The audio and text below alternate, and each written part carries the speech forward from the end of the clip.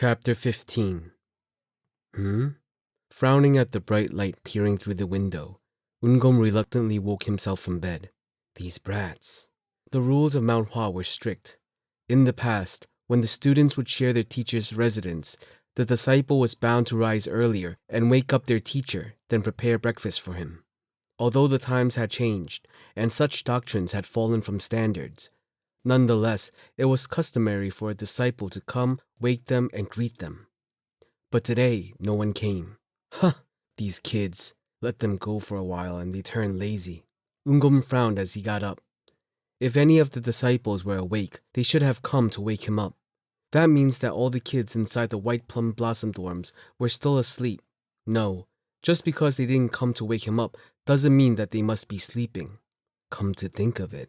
He remembered a new child joining the dormitory yesterday. Are those brats doing it again? He already knew that these young disciples of his would put new recruits through some form of hazing, and that they were hell-bent on seeing it through. As a teacher, he felt that he should put an end to it, but Ungom was conflicted, as he also believed it helped them bond together. Jogul might take it too far, but knowing that Yunjong was there, he was confident that no problems would arise. However, the fact that no one came to greet and wake him meant that things had gone sour yesterday.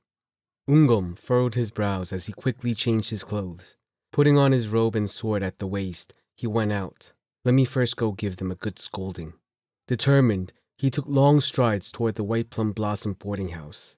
Thinking that he would have to wake the kids with a huge scare, it happened the moment he turned the corner.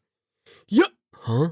Ungom, who was about to yell, took a deep breath and choked back his words. His eyes widened at what he saw. What is this? He rubbed his eyes in disbelief at the strange sight unfolding before him. What? Am I in hell? Such a strange thought briefly flashed through his mind before he came back to his senses. No, this is Mount Hua.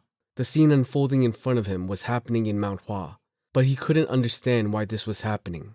Had he gone delirious, or was he looking at something wrong? Ungom, who found himself rubbing his eyes once more to clear his sight, looked at what was happening again. However, nothing changed. Ugh! A despairing chorus echoed within his ears as Ungom stifled back a groan, unsure of how to react. I'm going to die. Mom! Mother! Take me home!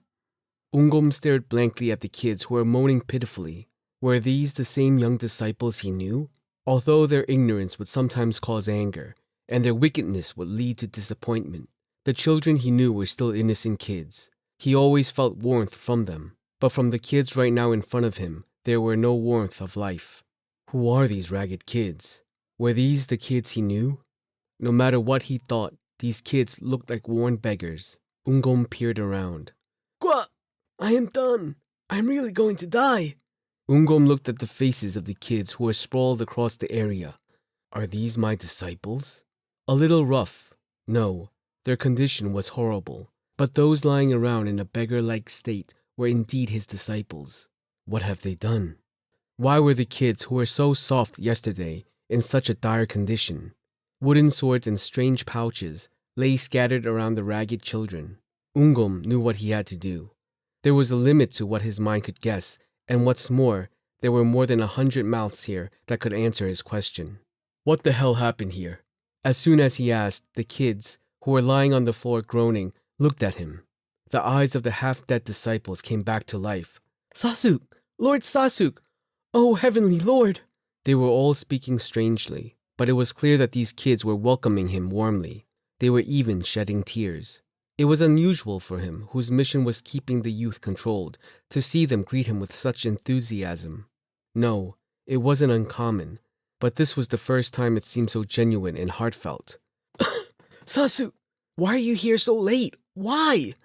I missed you, Sasuk, so much. What were they saying?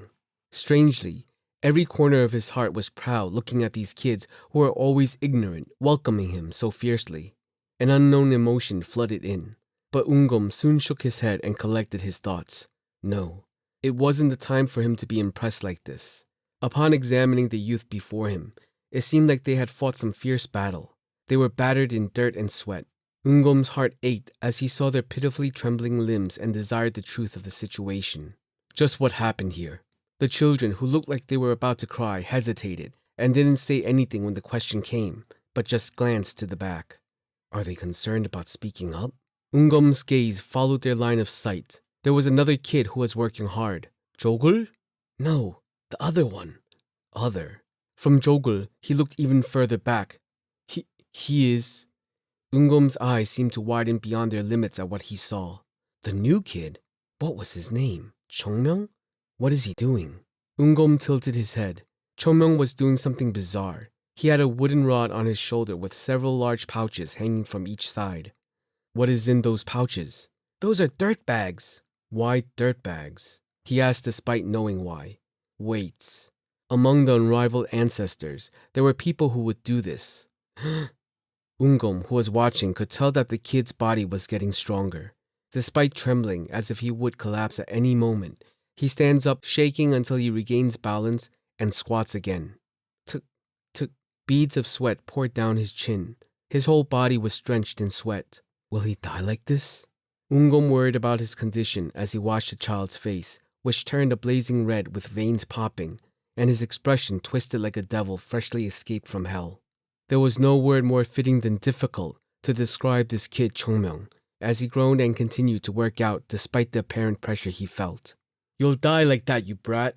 Ungom wasn't a generous man. In fact, he firmly believed the more rigorous the training, the better the results. Like how a blacksmith hammers a sword to remove impurities, diamonds can only emerge from coal under pressure. Ungom wasn't a generous man. In fact, he firmly believed the more rigorous the training, the better the results. Like how a blacksmith hammers a sword to remove impurities, diamonds can only emerge from the coal under pressure. This mindset allows him to push his disciples and strengthen their will alongside their bodies. However, even he would say that the training of Chung Myeong was harsh beyond the limits. Wait, then the reasons why these kids are here, was it because they were training together? Sasu, save me! We will die this way! The children's bodies were drenched in sweat. The clothes they had on were soaked through and dripping with water. It gave Ungom goosebumps to think that this was all sweat. Then they weren't sleeping. Did that mean the kids were training since dawn? When did you begin training? Since 5. Have they been doing this for over an hour? Why? A simple question, yet no one answered it. We'll die if we tell you. Everyone present was making a desperate face. No way. No, it couldn't be. As if that could happen. Does that even make sense? The kids here were the disciples of Mount Hua. Even if the sect wasn't what it used to be, they still practice martial arts. Among them, some kids have been here for more than 5 years. Did that mean that the young disciples here were suffering like this because they couldn't handle the new kid? Wait. Jogul was known for his outstanding skills among the children, yet even he was on the ground struggling to catch his breath. What about Yunjong? He quickly scanned the area looking for Yunjong. Oh my. Yunjong was on the floor. Why is he like that? Jogul was fine, but Yunjong looked as though his soul had escaped his body. Yunjong was gasping for air with his face on the ground and hips slightly raised, and tears could be seen forming in the corner of his eyes as he struggled on the ground. Ungom opened his mouth and shut it again. No, training is good, but wasn't it clear what happened? The kids must have woken up early to do strength training. Although Mount Hua is a sect that focuses on speed and finesse, basic strength training is also taught. All martial arts begin with the body as a foundation. But what the hell does it mean that only 1 hour of training made everyone like this? Ungom wiped the cold sweat from his brow. When he glanced back, the kids were all looking at him with dazzling eyes, all with the hope that this man would solve the situation. Don't look at me with those eyes. It was seriously embarrassing. Ungom coughed as he changed his mind and looked at Chung Myeong. First, he had to figure out what was happening. He would determine how to react once he knew the situation. Bring that kid over.